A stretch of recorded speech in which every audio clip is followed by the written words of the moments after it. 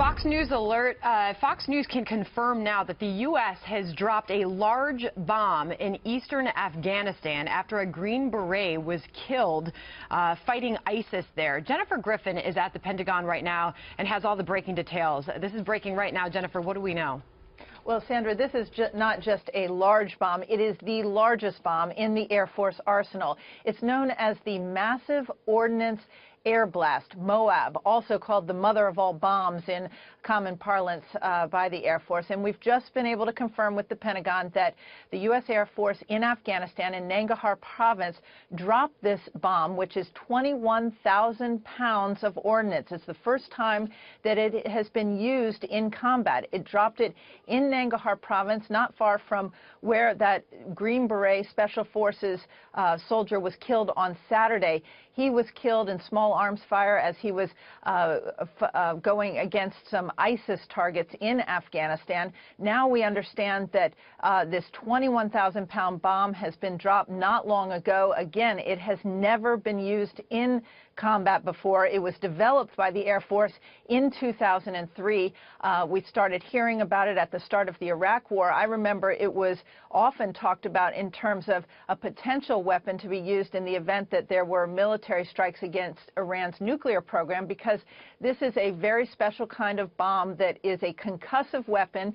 It does not penetrate into the ground, but in fact, it is capable of destroying tunnels and a large surface area. So we're getting more details right now, but this has just occurred in Afghanistan as far as we know. About that, Jennifer, the tunnels that you mentioned, what more can you tell us specifically about the area in which this large bomb was dropped? Well, Nangarhar province is in eastern Afghanistan. It's along the Pakistan border, a very mountainous region.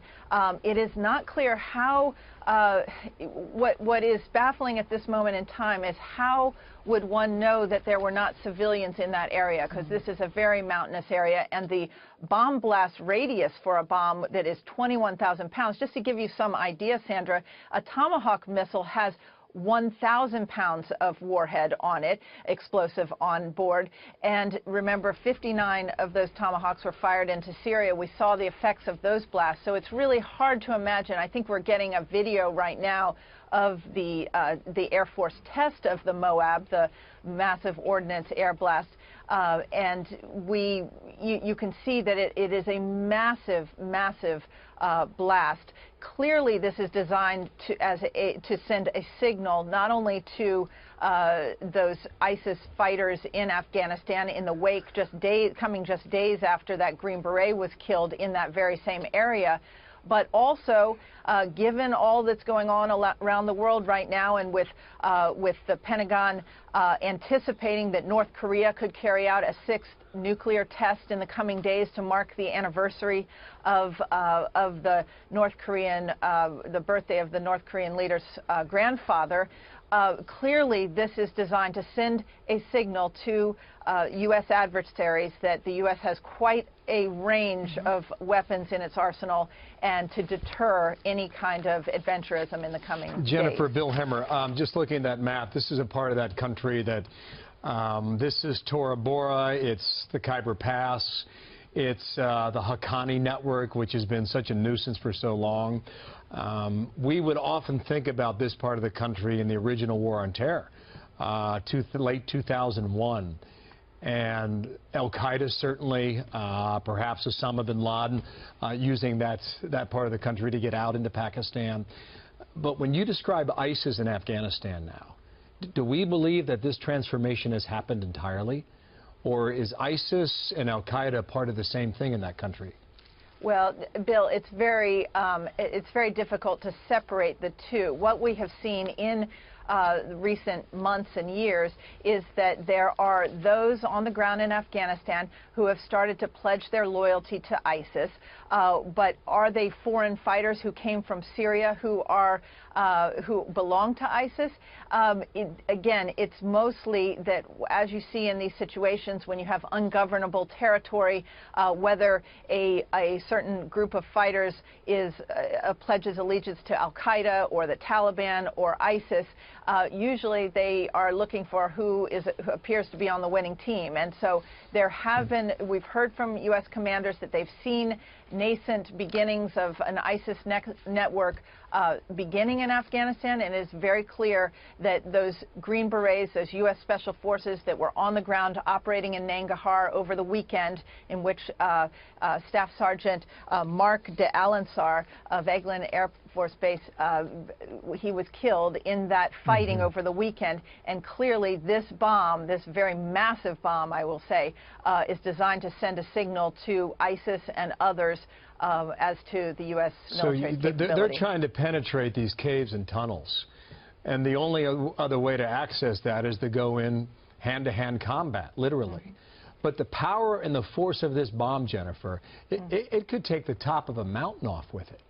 Oh, I mean, this is the largest non-nuclear weapon in the U.S. arsenal. Wow. And so, truly, this is not just a symbolic weapon, it is a very powerful weapon. And it is clearly, I mean, I don't have in front of me right now what the radius of such a bomb blast would be, but it is, this is a massive piece of ordnance. There's a reason that the Air Force refers to it as the mother of all bombs. And yes, it is the largest weapon in the Air Force arsenal short of a nuclear weapon. Jennifer, it's Melissa Francis. Really quickly, I mean, put that in context for us. When's the last time in this region we've done something like this? So for our audience, you can think about how significant it is versus what we've been doing recently in the area, because it's a big deal, right? Oh, it's a big deal. It's hard to really first of all, they've never done, the U.S. military has never done anything of this magnitude in Afghanistan. In fact, there have been a move in recent years away from combat operations. Remember, U.S. forces have basically been supporting Afghan forces as they fight house to house. They, in fact, limited airstrikes for many years because they didn't want civilian casualties, which can lead to the recruitment of more anti-American and anti-government forces. And so it is really somewhat head-scratching as to why such a massive bomb would be used at this moment in time, other than, of course, the fact that we know that in this area a Green Beret was killed on Saturday. So, Jennifer, as we try to wrap our minds around this, you just said that this has never been used in Afghanistan. Has it ever been, I mean, this 21,000-pound bomb, I mean, it's really hard to conceptualize this. Yes. The first it's been used, it was tested back in 2003, you said. Yes, it was tested in March of 2003. That's when we first learned about this weapon being part of the arsenal. Again, there was a lot, think of the context of the time. Saddam Hussein, the Iraqi invasion was just underway, and of course, there were concerns about Iran's nuclear program. But no, it has never been used in combat before, so this is the first time the U.S. has used it in combat. Wow. And do we have any word from the White House yet, since we have learned of this? No word from the White House and no word from the Defense Secretary here at the Pentagon. We have reached out. In fact, we're just scrambling now to speak to. Is he there now, James Mattis? Jen? He is. In fact, he's meeting right now with the Turkish Defense Minister.